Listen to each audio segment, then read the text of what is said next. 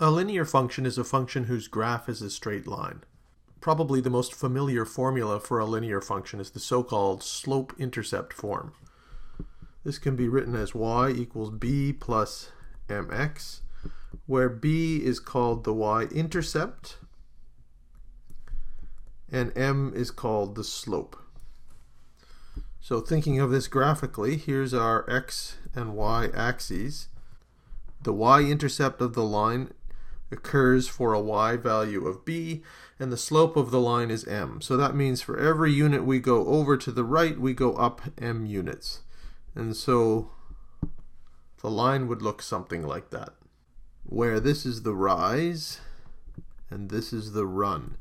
And the slope, of course, is the rise over the run. Another useful way to write the formula for a line is the so-called point-slope form. The point-slope form is useful if instead of being given a y-intercept and a slope, we're given some arbitrary point in the plane in the slope. So we're given some point whose coordinates, let's say, are x0, y0, and we're given the slope of a line that passes through that point, m. So again, geometrically, here are the x and y axes. Now we're given some arbitrary point in the plane whose coordinates are x0, y0, and we're told that the slope of the line that passes through that point is m. So every unit we go over to the right, we go up m units.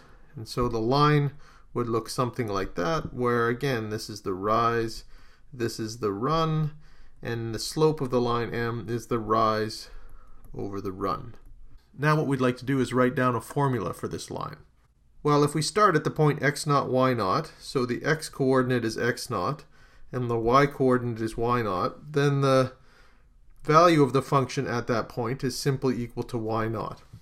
And then for every unit we move to the right of x0, we move up m units.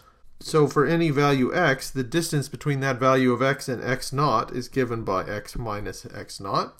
That's the distance we move to the right, and then we move up, for every one of those units, we move up m units. And so this is the point-slope formula for the line. Finally, it's helpful to notice the relationship between the slope-intercept form and the point-slope form. The slope-intercept form can really be viewed as a special case of the point-slope form. Suppose, for example, we're given a point x0, y0 is equal to 0b. So that's a point that lies on the vertical axis, and we're given the slope m. We can write down the formula for that line. We have y equals y0 plus x minus x0 times m. That's the point-slope form for the line. And then substituting in these specific values, well, the value of y0 is just b, and the value of x0 is 0.